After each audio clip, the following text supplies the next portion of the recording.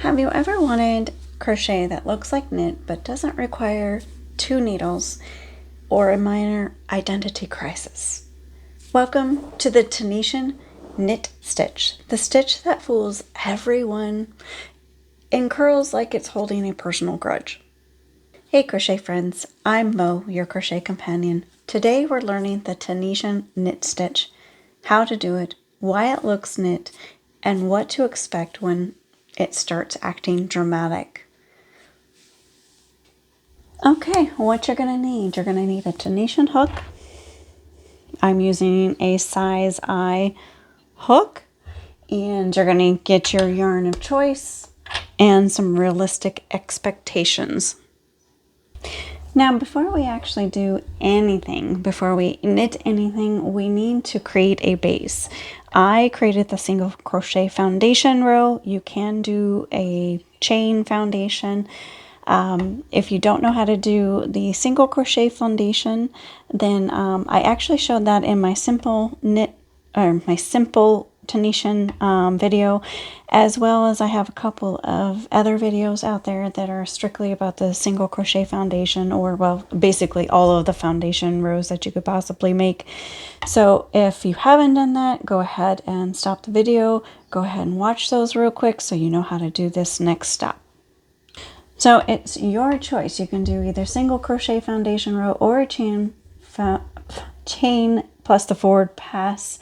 That's your dealer's choice.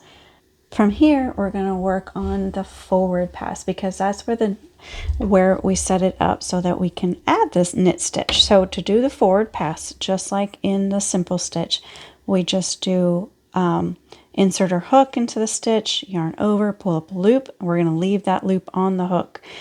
Yarn over, pull up a loop, insert our hook, yarn over, pull up a loop, and you're going to keep doing that until you get to the end of the row. Okay, so now let's do the reverse pass. So it's going to be a yarn over, pull through just the first loop, then you're going to yarn over, pull through 2, yarn over, pull through 2, yarn over, pull through 2, all the way till you get to the end.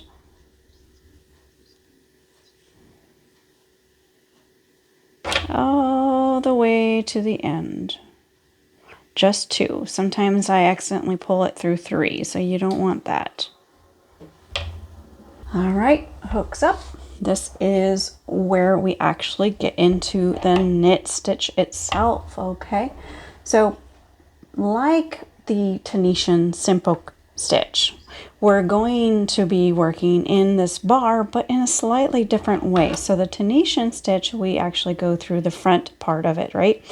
With the knit stitch, see how you can kind of see almost like a V right there? You're actually going to insert it, but you're going to push it to the back of your work. So you're going to kind of go in between that bar and you're going to put it right to the back of your work. You're going to pull it up, yarn over, pull up that loop, insert your hook into that spot again, to the back. And you're going to keep doing that until you get to the end of your row. Now, just like with the simple stitch, the knit stitch, you're going to actually identify that end of the row, the V or the braid. You're going to insert your hook into that actual braid. So right there, that's where you're going to insert your hook. That's your final stitch of the row. You're going to yarn over, pull up a loop. Then you're going to yarn over, pull through 1 loop on the hook, and then yarn over, pull through 2, yarn over, pull through 2. And you're going to keep doing that until you get to the end of the row. That is your return pass.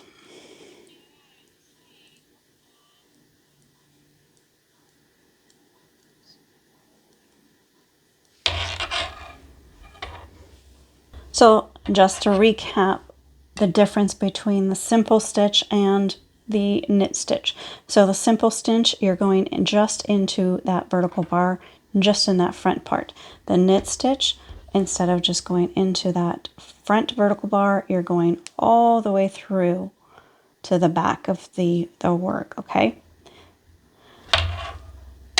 Now I wanted to kind of go over the fact that if your fabric immediately starts rolling up like it's trying to escape, then you did it right. You didn't mess up. This stitch actually curls way more than the Tunisian simple stitch. It just does. So what I find that helps is even stitching. You know, don't ink your loops. Make sure that no matter whether they're too tight or too loose, that you're staying at the same tension. And then blocking. I actually use a steam iron to block my work, and sometimes I do it as I go because it annoys me when it curls up like that. And then, you know, just accepting that some curl is structural, not personal. So why is this stitch worth learning? This gives you a true knit look with crochet hook. It creates a dense, warm fabric. It pairs beautifully with other Tunisian stitches, and it makes people ask, wait, that's crochet? Which is always, it's always fun to hear that too. So what's coming up next? Next up, we're actually going to use this stitch, the with a Tunisian messy bun hat, where you're going to see how much it curls in real project, how to manage it without rage blocking, and how it behaves in an actual wearable. Until next time, don't fight the curl, and may your hooks never hide.